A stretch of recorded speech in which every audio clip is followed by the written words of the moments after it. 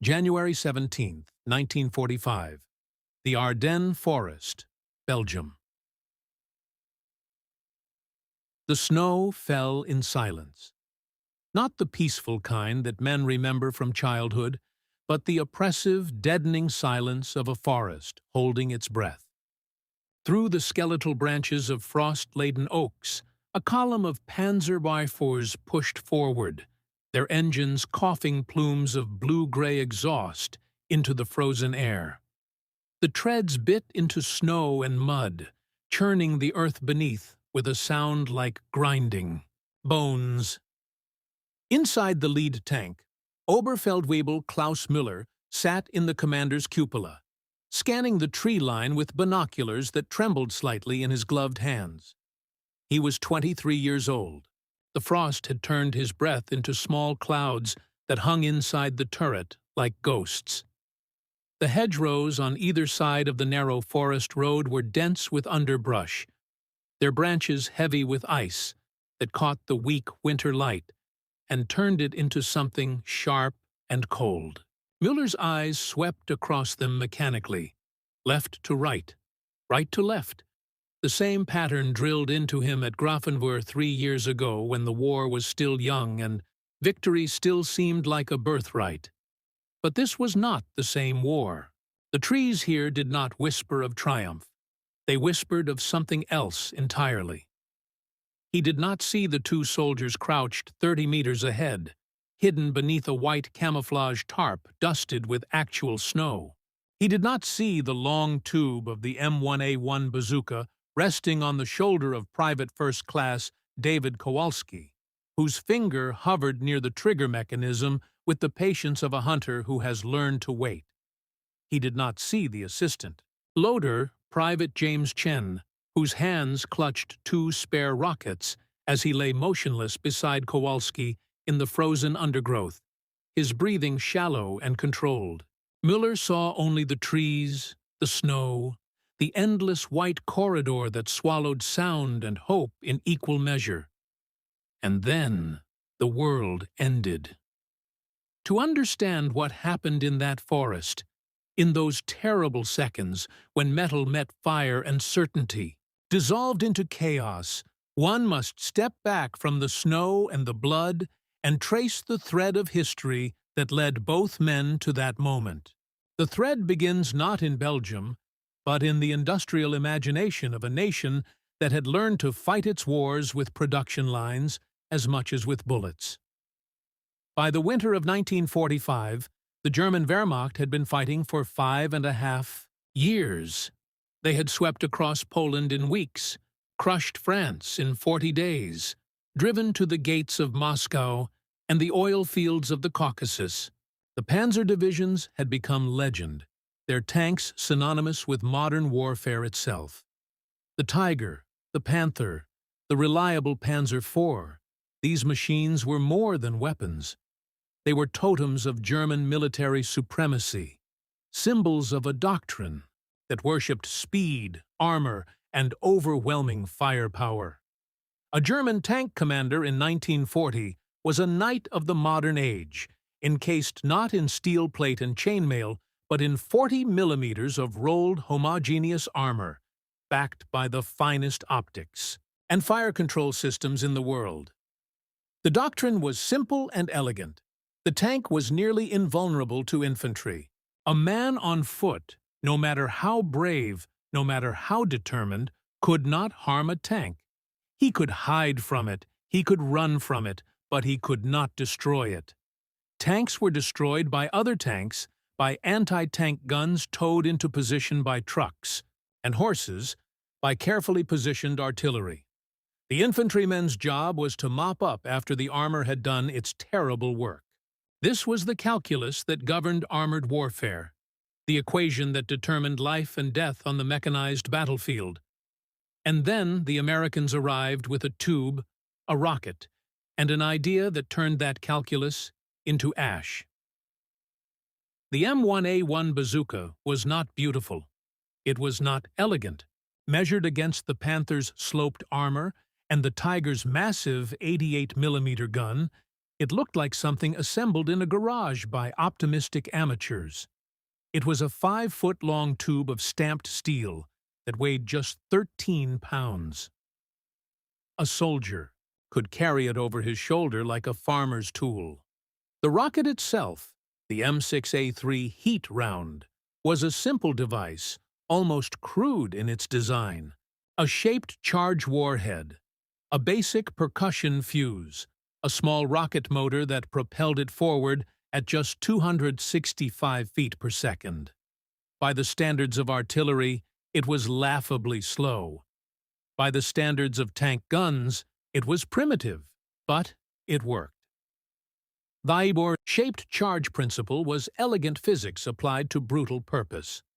Upon impact, the explosive formed a superheated jet of metal, traveling at hypersonic speed, fast enough to punch through armor plate like a needle through fabric. The jet did not need to be large. It did not need to be heavy. It only needed to be focused, concentrated into a point small enough and hot enough to defeat the metallurgy that protected the men inside. And it worked at ranges that made traditional anti-tank guns obsolete in close terrain. A bazooka team could fire from 50 meters, 75 meters, even 100 meters if the operator had steady hands and a good eye. More importantly, they could fire from concealment, from behind hedgerows, from inside buildings, from beneath the snow-covered tarps that turned men into landscape. The German tank crews had not been trained for this. Their doctrine assumed that infantry anti-tank weapons required setup, preparation, visibility. A towed anti-tank gun left tracks in the snow. It required a position to be prepared, camouflage to be arranged, fields of fire to be cleared. A bazooka team required only 2 men and the patience to wait. They could be anywhere. They could be everywhere. The forest stopped being cover and became a hunting ground where the predator had become prey. Oberfeldwebel Müller had joined the Wehrmacht in 1941, when the great victories were still fresh, and the newsreels still showed German columns rolling endlessly eastward under summer skies.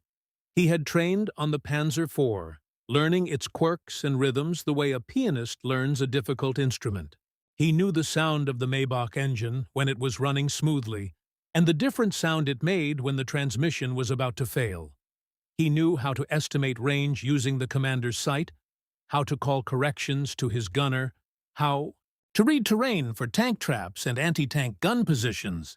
By 1943, he had been blooded in Russia, had survived the hell of Kursk, where entire tank divisions had been ground into scrap metal and smoking meat.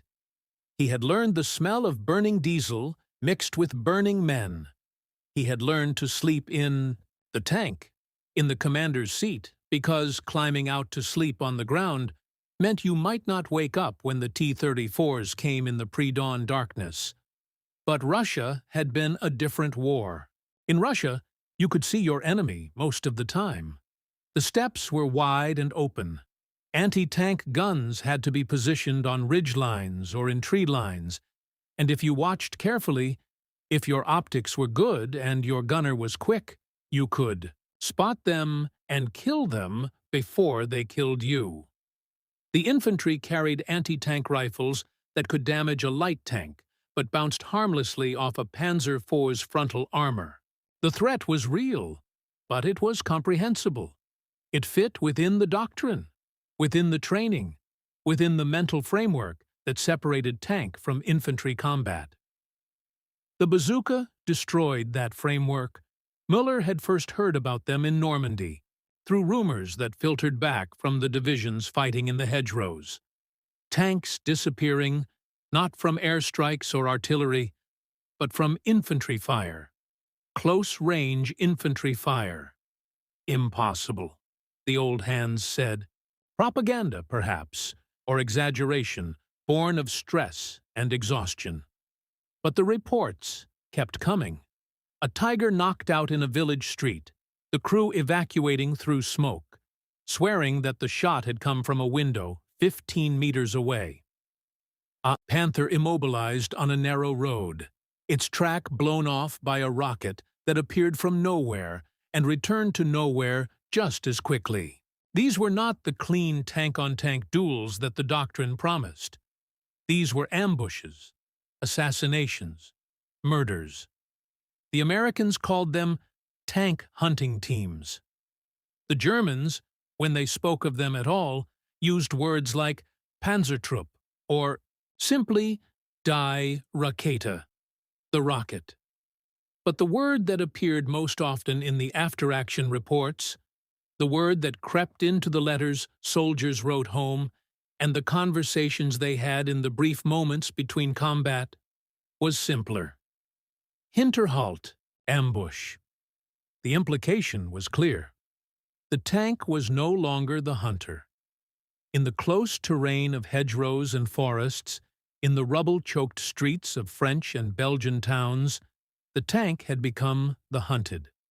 The doctrine of armored warfare had been built on three assumptions: superiority of firepower, superiority of mobility, and superiority of protection.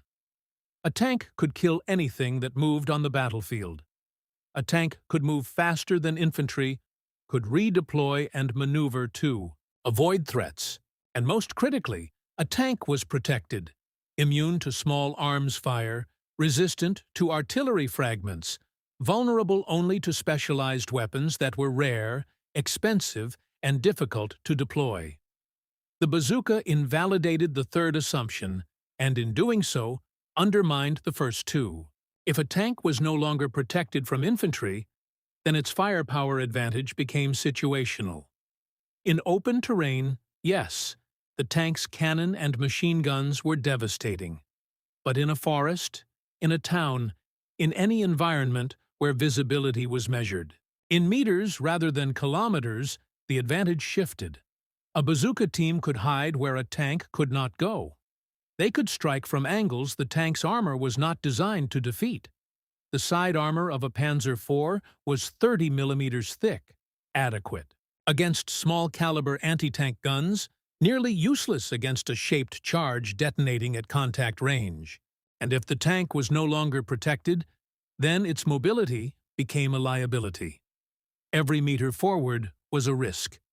Every turn in the road was a potential kill zone.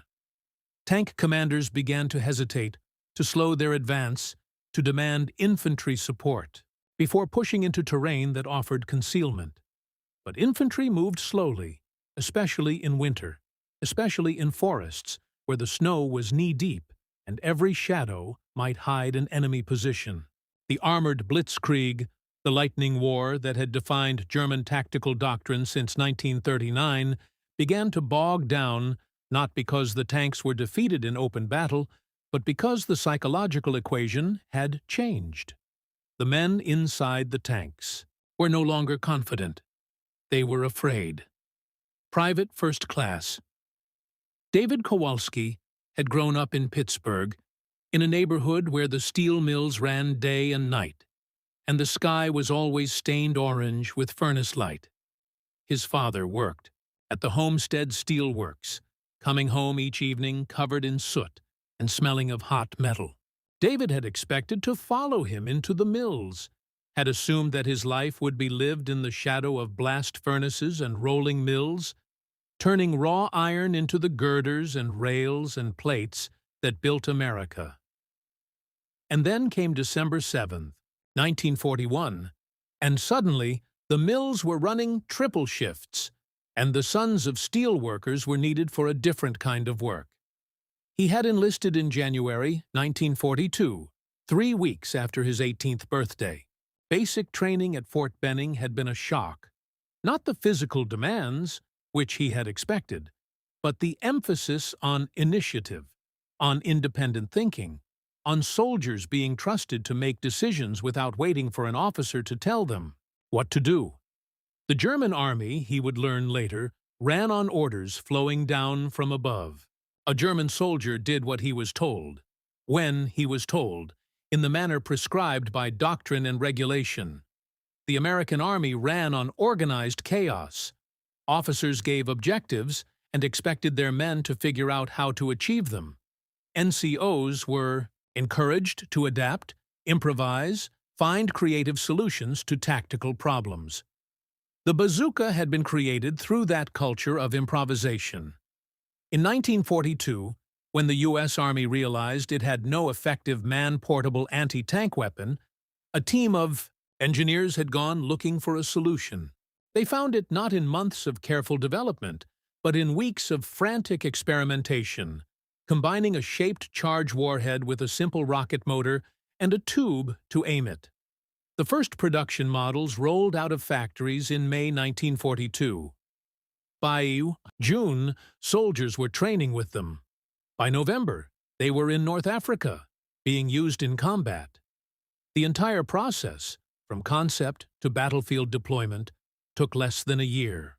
That would have been impossible in the German system, which demanded extensive testing, doctrinal integration, and formal approval from multiple bureaucratic layers. Kowalski had trained on the bazooka in England during the cold spring of 1944. When the entire 2nd Infantry Division was preparing for the invasion that everyone knew was coming, but no one could speak about openly. The weapon had seemed almost toy-like at first, especially compared to the 57mm anti-tank guns that had to be towed by jeeps and took 6 men to operate. But the instructors had been insistent. This was the future of infantry anti-tank warfare. Light, mobile, devastating at close range. A well-trained team could move through terrain that no gun could traverse, could set up and fire in seconds, could disappear before the enemy even realized where the shot had come from. The key, they said, was patience. Wait for the tank to commit. Wait for it to enter the kill zone, the narrow stretch of road or gap in the hedgerow where it could not maneuver, could not reverse quickly enough to escape. Wait for the side or rear armor to be exposed, for the shot that would penetrate and detonate inside the crew compartment. And above all, do not reveal your position too early. The tank's machine guns could kill you in seconds if they saw you first. Surprise was not just an advantage, it was survival itself. The winter of 1944 to 1945 was the coldest in Belgium in 50 years. Temperatures dropped below 0 Fahrenheit and stayed there for weeks. Snow fell constantly, accumulating in drifts that swallowed vehicles and turned roads into white canyons. The Ardennes forest, which had seemed merely forbidding in autumn, became actively hostile, a landscape designed to kill through cold as much as through combat. Soldiers on both sides suffered from frostbite and trench foot, from pneumonia and hypothermia. The wounded often died before they could be evacuated, their blood freezing in their veins while medics desperately tried to find a pulse. For tank crews, the cold was both enemy and ally. Engines that had been shut down overnight might not restart. In the morning, their oil turned to sludge, their batteries drained by the demand of turning frozen metal. But a running engine was warm, and the interior of a tank, heated by the engine compartment and insulated by steel plate, could be kept almost comfortable. Tank crews learned to sleep in shifts, always keeping the engine running, always keeping the interior warm enough for human survival. The cost was fuel consumption. A Panzer IV could burn through its entire fuel load in 24 hours of idling, but the alternative was freezing to death inside your own armor. The cold also changed the acoustic landscape of the battlefield. Sound carried differently through frozen air, traveled farther, took on strange qualities.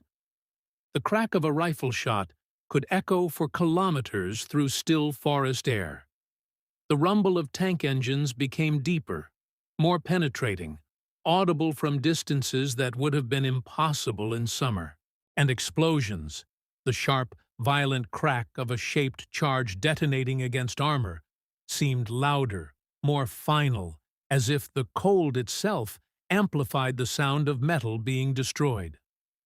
Kowalski and Chen had been in position since before dawn, which came late at this latitude in January, nearly 8 o'clock before the eastern sky began to lighten.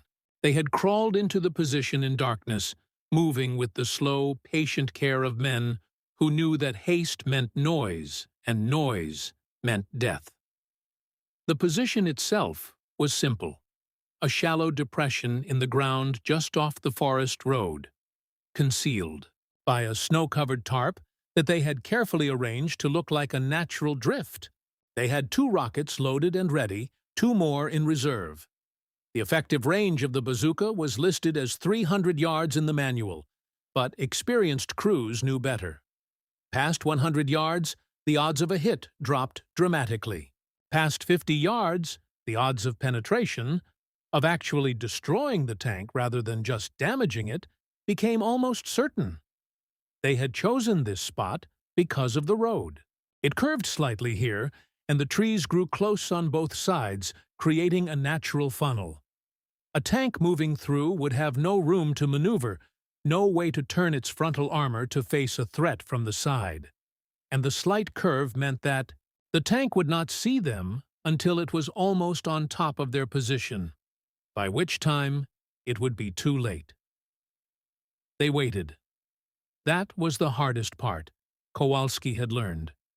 Not the shooting, not the fear of return fire, but the waiting, in the cold, in the snow, with nothing to do but watch the road and listen to the sound of your own breathing inside the white space of your camouflage hood.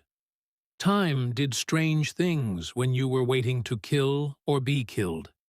It stretched and, compressed, made seconds feel like hours and hours vanish like seconds.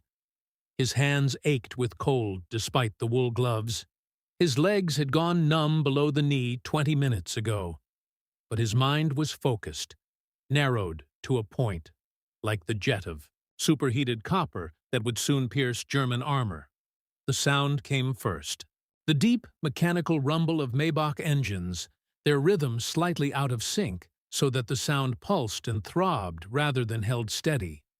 Chen heard it too.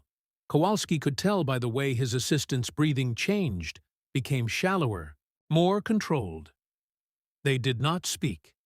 They had rehearsed this enough times that speech was unnecessary. Chen would tap Kowalski's shoulder twice when he was ready with the second rocket. Kowalski would fire, immediately drop flat, and roll to the side while Chen reloaded. If they got a second shot, it would be a miracle. Most bazooka teams fired once and then ran like hell, because the smoke trail from the rocket gave away their position as clearly as a signal flare. The first Panzer IV came around the curve, Miller's tank.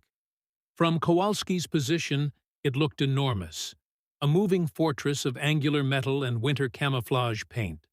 The long barrel of the 75mm gun swept back and forth slightly as the tank moved, the commander's instinct making constant small adjustments, even though there was nothing to shoot at, nothing visible except trees and snow. Kowalski could see the commander's head and shoulders visible in the cupola, could see the binoculars moving in a steady scan pattern that would, in seconds, sweep across their position. He did not wait. At 40 meters, he squeezed the trigger. B-29s. Rocket motor ignited with a sharp crack and a blast of smoke and flame that erupted backward from the tube's rear. Kowalski's world narrowed to the sight picture, to the small metal box on the end of the tube that served as a crude sight, to the gray silhouette of the tank's side armor filling his vision. The rocket seemed to crawl through the air, slow enough that he could track its path, could see it cover the distance between his position and the target in what felt like geological time but was actually less than a second. The warhead struck the Panzer's side armor just below the turret ring, at the point where the hull armor transitioned from the thicker frontal plate to the thinner side protection. The explosion was sharp and bright, a crack followed by a gout of flame and smoke that obscured the tank for a moment. Kowalski was already rolling, already moving, Chen moving with him as they scrambled backward into deeper cover, away from the position that was now as conspicuous as a bonfire. Inside the tank, Miller's world exploded into noise and chaos and fire.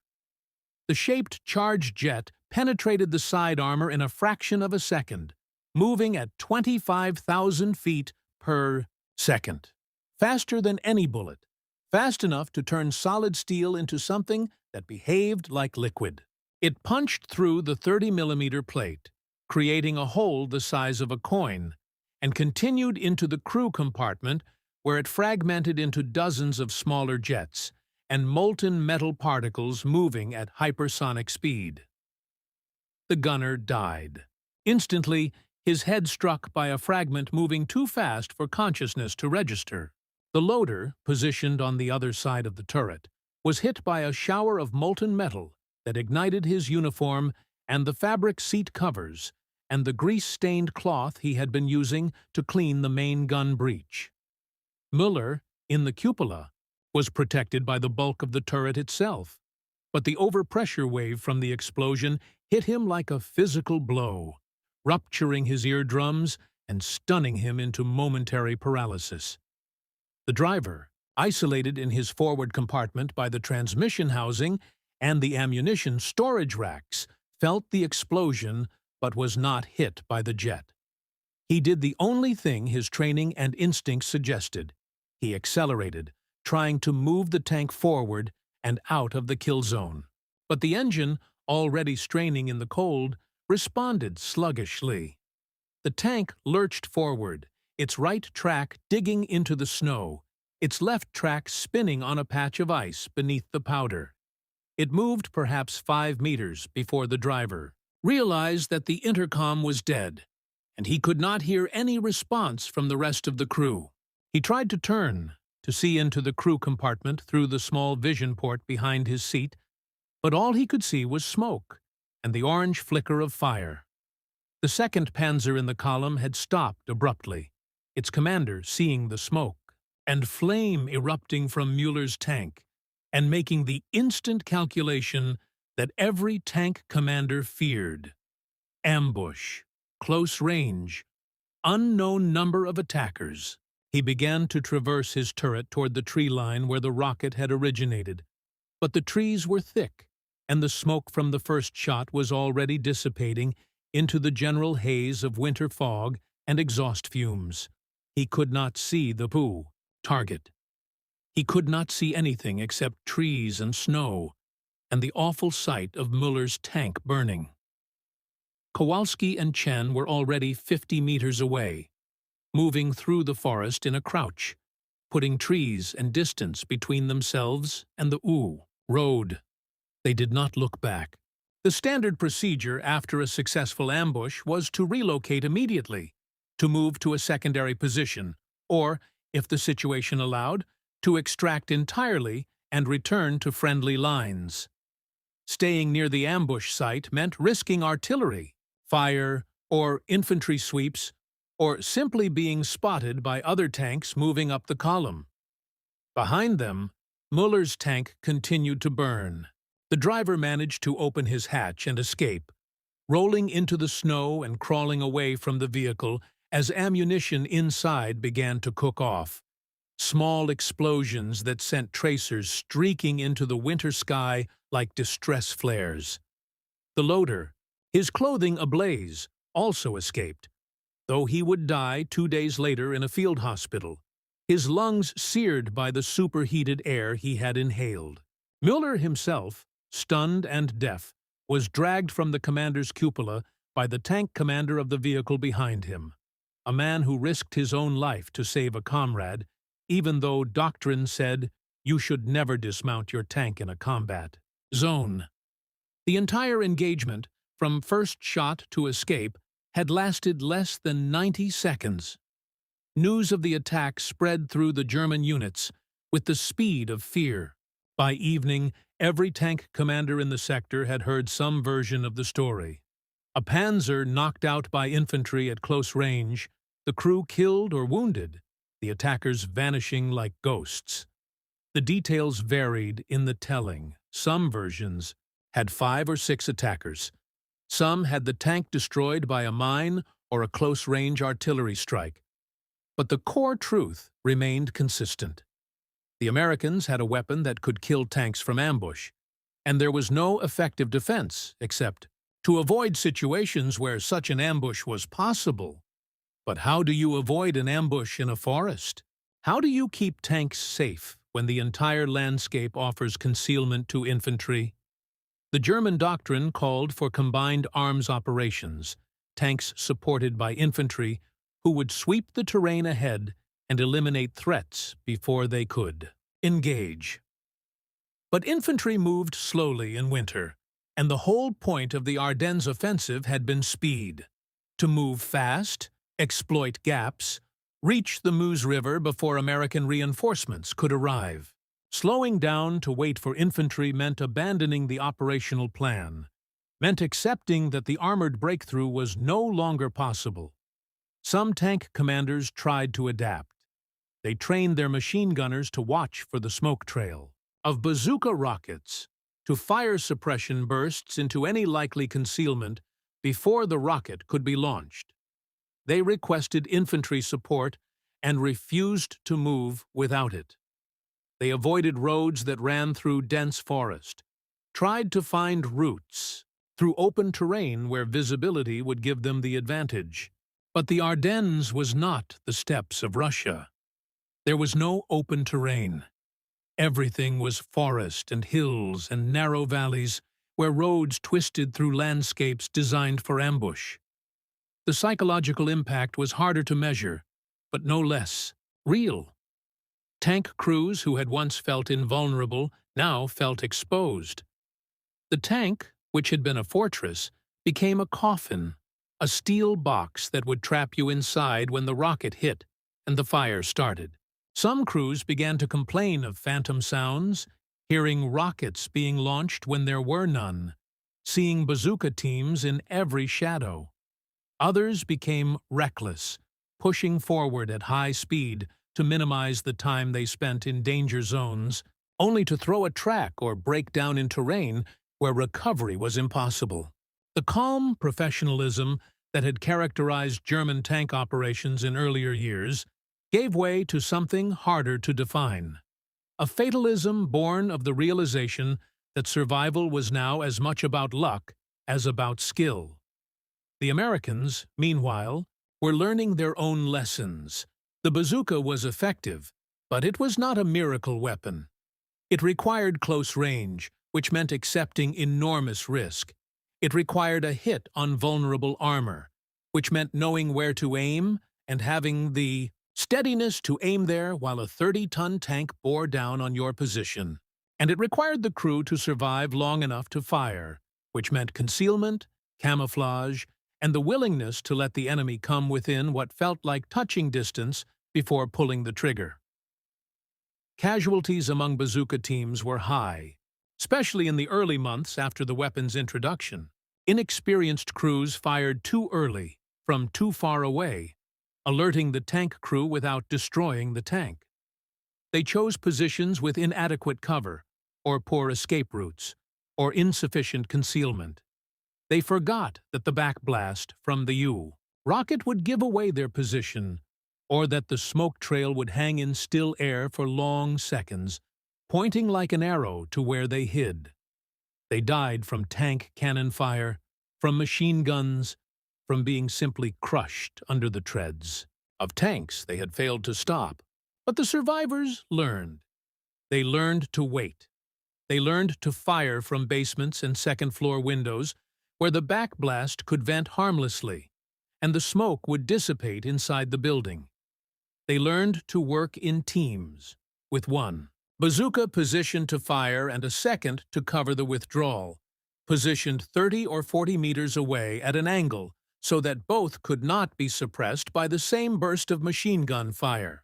They learned to read tank tactics, to predict where the tank commander's attention would be focused, to strike from the blind spots that every tank possessed, the rear quarters where the turret traverse was slowest, the close-in areas where the main gun could not depress far enough to fire, the moments when the tank was buttoned up and the crew's vision was limited to narrow periscope slits.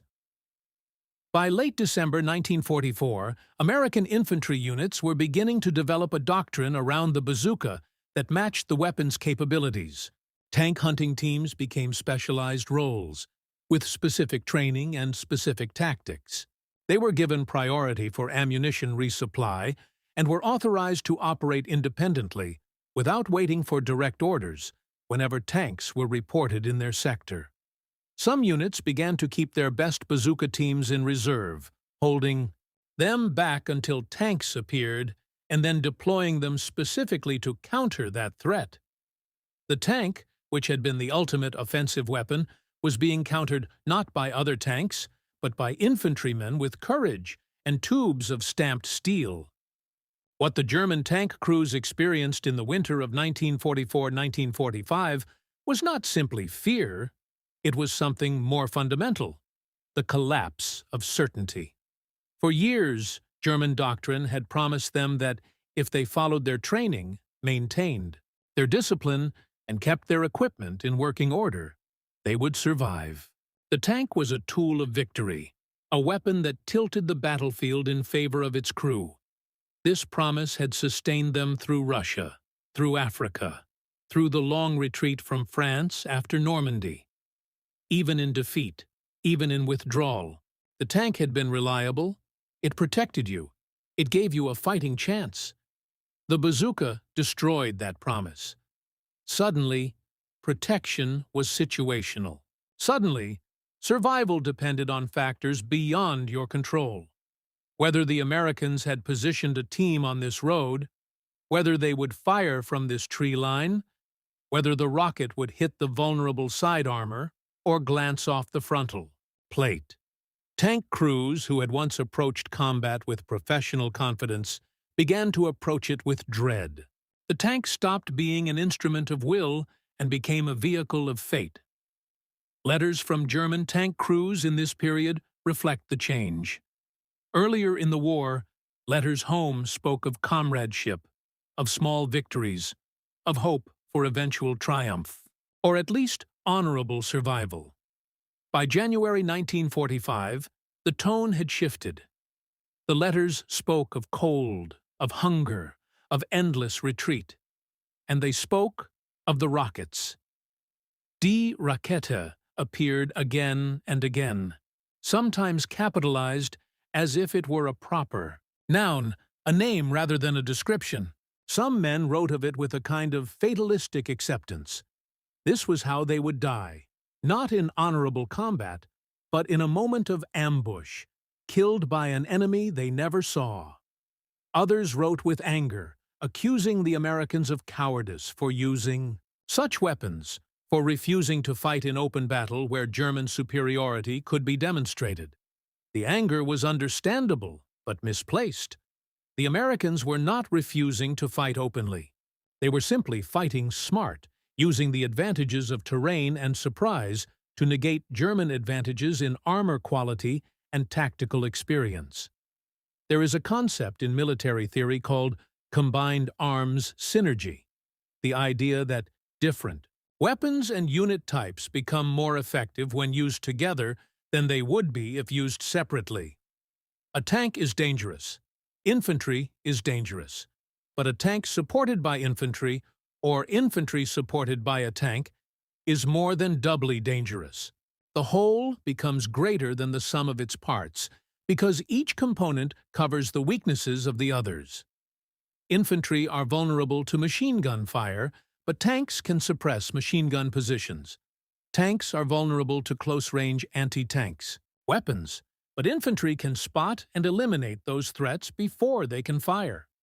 The bazooka disrupted this synergy by collapsing the distinction between anti-tank and anti-infantry weapons. It was light enough for infantry to carry, but powerful enough to destroy tanks. This meant that tanks could no longer treat infantry as a separate problem to be handled by their machine guns, while they focused on enemy armor. Every infantryman was now potentially a tank killer. Every bush could hide a threat that required the same level of concern as a hidden anti-tank gun.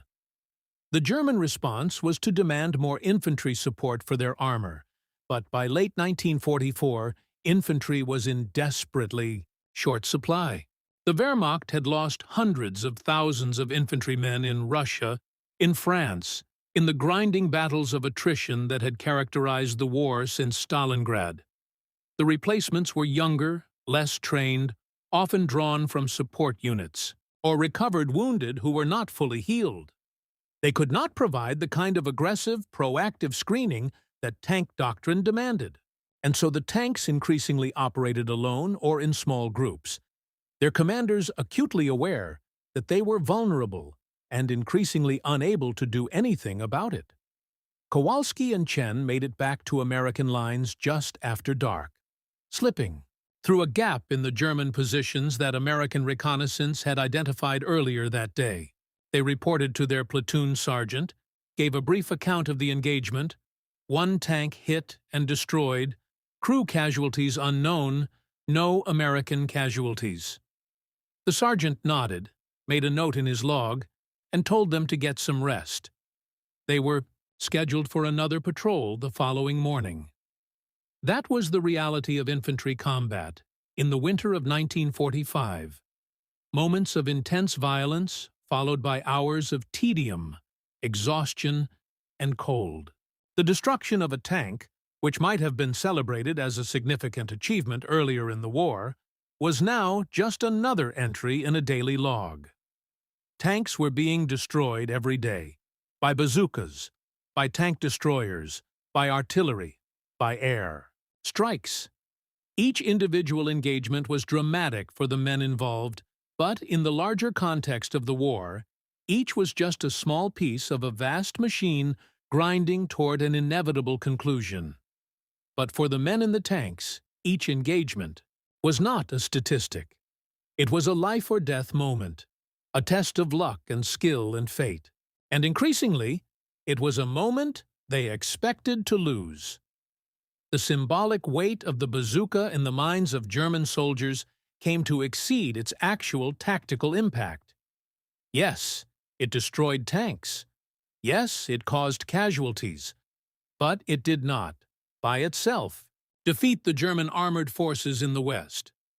That defeat came from a combination of factors: fuel shortages, air superiority, overwhelming numerical odds, the collapse of strategic coherence as the German High Command issued contradictory orders and refused to acknowledge reality. The bazooka was one weapon among many, one thread in a tapestry of defeat. But it was the thread that soldiers remembered, because it represented a reversal of everything they had been taught. The German military tradition valued technology, expertise, and systematic application of force. The best equipment operated by the best trained men following the best doctrine. This was the formula for victory. The bazooka represented the opposite, a cheap, simple weapon that allowed barely trained infantrymen to defeat sophisticated machines operated by veterans with years of experience. It was the triumph of improvisation over system, of quantity over quality, of democratic pragmatism over aristocratic professionalism. The Americans, for their part, did not see it in such philosophical terms. The bazooka was a tool. It worked. They used it. When it stopped working, when the Germans introduced tanks with thicker armor, or when they adapted their tactics, the Americans would develop something new. This was the essence of American military culture. Not the pursuit of perfection, but the pursuit of adequacy. Good enough was good enough, as long as you could produce it in massive quantities and get it to the front quickly enough to make a difference. The Germans had spent the 1930s and early 1940s perfecting the Panther and the Tiger, creating tanks that were technological marvels, masterpieces of engineering that could defeat any opponent in single combat. The Americans had spent the same period perfecting logistics, mass production, and the ability to arm millions of soldiers with weapons that were merely adequate but available in overwhelming numbers. The bazooka was not the best anti-tank weapon of the war. That honor probably belonged to the German 88-millimeter gun or the Soviet 100-millimeter gun. But it was good enough, and there were thousands of them. And by 1945, that was what mattered. The Ardennes offensive, Hitler's last great gamble in the West, failed for many reasons. The weather grounded the Luftwaffe. The fuel shortages meant that tanks ran out of gas miles from their objectives. American resistance, initially chaotic, solidified into defensive positions that could not be broken. But underneath all these operational and strategic failures was a simpler truth. The German army no longer believed in its own invincibility. The psychological armor that had carried them through the early years of the war had been stripped away, layer by layer, defeat by defeat. And the bazooka, more than any other weapon, symbolized that stripping away. A Tiger tank commander who had fought in Normandy and survived to reach the Ardennes wrote in his diary in January 1945, "We are afraid of children with tubes." The sentence is almost pathetic in its simplicity. Children with tubes.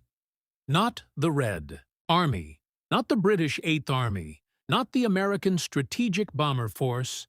Children with tubes.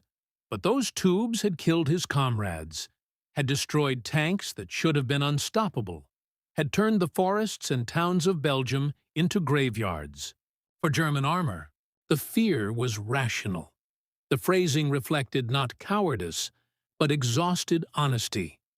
They were afraid because they had learned that being inside a tank no longer meant being safe, and that knowledge made every meter forward an act of courage that bordered on suicide. In the end, Oberfeldwebel Klaus Müller survived the war. He spent 3 weeks in a field hospital being treated for ruptured eardrums and severe concussion, then was transferred to a prisoner of war camp in England, where he remained until May 1946. He returned to Germany to find his hometown reduced, to rubble by Allied bombing, his family scattered, his future uncertain.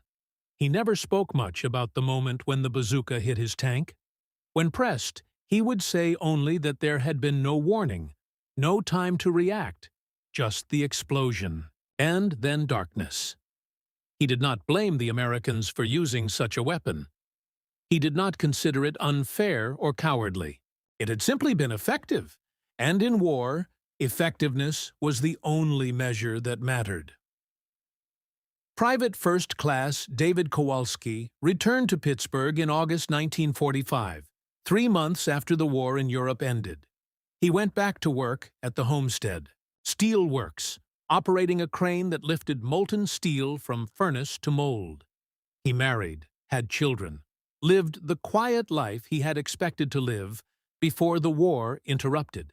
He did not speak much about Belgium, about the forests, about the moment he had fired a rocket into the side of a German tank and ended the lives of men he had never met and would never know. When his children asked him what he had done in the day war, he said he had been in the infantry, had spent a lot of time being cold, had come home grateful to be alive. It was not a dramatic story, but it was true. The bazooka itself became obsolete within a decade. Tanks developed thicker armor, reactive armor, sloped armor configurations that made shaped charges less effective. The bazooka was replaced by more powerful weapons: the Law, the tow missile, the RPG-7, each generation more lethal than the last. By the 1960s, the original M1A1 bazooka was a museum piece, a relic of a different kind of war. But its legacy endured. It had proven that infantry could fight tanks effectively, that expensive, sophisticated weapons could be defeated by cheap, simple ones, that technological superiority was not an insurmountable advantage. It had shifted the psychological balance of armored warfare, making tank crews aware that they were vulnerable in ways previous generations of tankers had never had to consider. And it had embodied a peculiarly American approach to warfare. Practical, improvised, focused on what worked rather than what was elegant.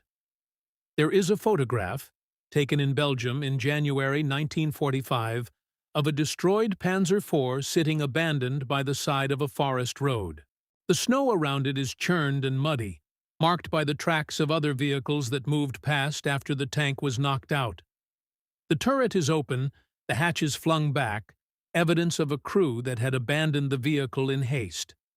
There is no visible damage from the outside, no dramatic hole, no charring, no obvious wound. The tank simply sits there, dead, another piece of metal rendered useless by the application of physics and will. The photograph could be of Müller's tank. It could be of any of the hundreds of German tanks knocked out in that winter campaign. The specifics do not matter. What matters is what the image represents.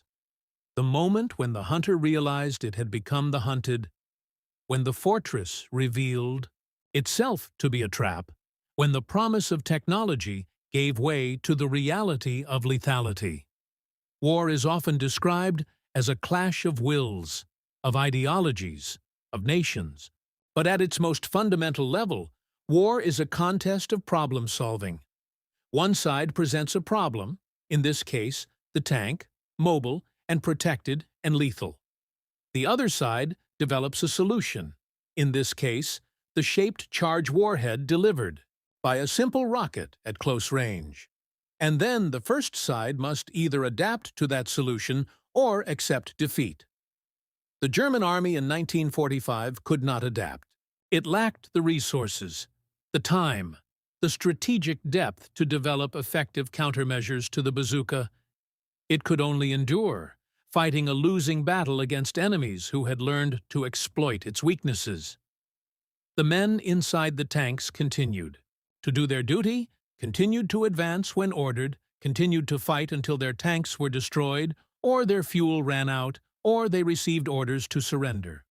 But they did so with the knowledge that the advantage had shifted, that the equation had changed, that the outcome was no longer in doubt. And on the American side, men like Kowalski continued to do their duty as well, crawling through frozen forests, waiting in snow-covered ambush positions, pulling triggers that sent rockets into steel and turned men into casualties. They did not think of themselves as changing the nature of warfare. They were simply doing the job they had been trained to do, using the tools they had been given, trying to survive long enough to go home. The bazooka was not a symbol of American abundance. Not really. It was too cheap, too crude to represent the industrial might of a nation that built tens of thousands of aircraft and hundreds of thousands of vehicles. But it was a symbol of American practicality, of the willingness to find a solution that worked rather than waiting for a solution that was perfect. And in the forests of Belgium, in the winter of 1945, that practicality translated into terror. For the men inside German tanks, who had learned that their armor would not save them, that their training would not protect them, that they had become targets in a hunting ground where the hunters were invisible until the moment they fired. For Dieu, war ended 4 months later. The tanks stopped moving. The rockets stopped flying. The men went home, or to prison camps, or to graves scattered across Europe. But the lesson endured, written in fire and metal and the scattered debris of destroyed machinery. No advantage is permanent. No protection is absolute. And the tide of war turns not on grand strategies, but on small innovations applied with courage and persistence by ordinary men in frozen forests on winter mornings. That is what Klaus Müller learned on January 17, 1945, in the seconds between seeing the flash and feeling the explosion. That is what David Kowalski learned as he crawled through the snow with a tube on his shoulder and death waiting 40 meters down a forest road. And that is what the bazooka, crude and simple and devastatingly effective, taught an army that had believed itself invincible. In war, terror is not a failure of courage, but a recognition of truth.